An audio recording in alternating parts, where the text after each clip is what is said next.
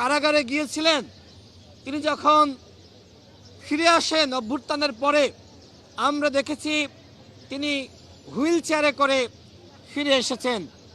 আমাদের কাছে কোনোভাবে এটি প্রত্যাশিত ছিল না। আমরা যাকে হারিয়েছি তার মতন মানুষকে আমরা আর কখনোই ফিরে পাবো এটি আমরা মনে করি না। তিনি একজনই ছিলেন, বাংলাদেশে মহান আল্লাহ রাব্বুল আলামিন এরকম একজন নেত্রীকে স্বাধীনতা সার্বভৌমত্বের প্রতীক হিসেবে পাঠিয়েছিলেন। আমাদের ছেড়ে তিনি বিদায় নিয়েছেন। আমরা পুরো বাংলাদেশের মানুষ আজকে শোকাহত, মর্মাহত। আমরা প্রত্যাশা করেছিলাম যে তিনি ততদিন পর্যন্ত আমাদের মাঝে বেঁচে থাকবেন যতদিন না পর্যন্ত খুনি শেখ হাসিনার বিচার হয়। খুনি শেখ হাসিনা দিল্লিতে পালিয়ে আছে, দেখেন, তার জন্য কিন্তু বাংলাদেশে কাদার মানুষ নাই। আজকে বেগম খালেদা জিয়া তিনি বিদায় নিয়েছেন, সারা বাংলাদেশের মানুষ আজকে তার জন্য কাঁদছে। আজকে পুরো বাংলাদেশ স্থবির হয়ে আছে। আজকে বাংলাদেশের প্রত্যেকটা ঘরে ঘরে শোক। আজকে বাংলাদেশের প্রত্যেকটা মানুষ আজকে অত্যন্ত কষ্টে জীবন যাপন করছে শুধুমাত্র আমাদের দেশনেত্রী বেগম খালেদা জিয়ার জন্য।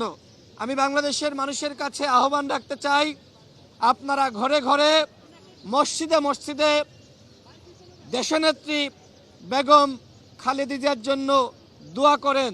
তিনি গণতান্ত্রিক আন্দোলনের প্রতীক ছিলেন, তিনি ফ্যাসিবাদ বিরোধী লড়াইয়ের প্রতীক ছিলেন, তিনি আধিপত্যবাদের বিরুদ্ধে আমাদের লড়াই শিখিয়েছেন, তিনি স্বাধীনতা সার্বভৌমত্বের পক্ষে আমাদের লড়াই শিখিয়েছেন। তিনি একজন গৃহিণী থেকে যেভাবে আন্তর্জাতিক মানের একজন নেতায় পরিণত হয়েছিলেন, বিশ্বে এটি বিরল। আমরা এরকম নেত্রীকে পেয়ে গর্বিত।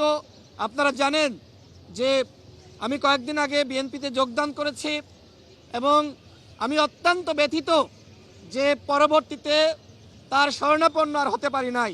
তবে আমার জীবনে আমি এই ছোট্ট জীবন নিয়ে গর্বিত অনুভব করি যে তার সাথে একবারের হলেও দেখা হয়েছে, তার সাথে কথা বলার সুযোগ হয়েছে। আজকে আমার কথা বলার ভাষা নাই, শুধু আপনাদের কাছে বলবো তার জন্য দোয়া করেন।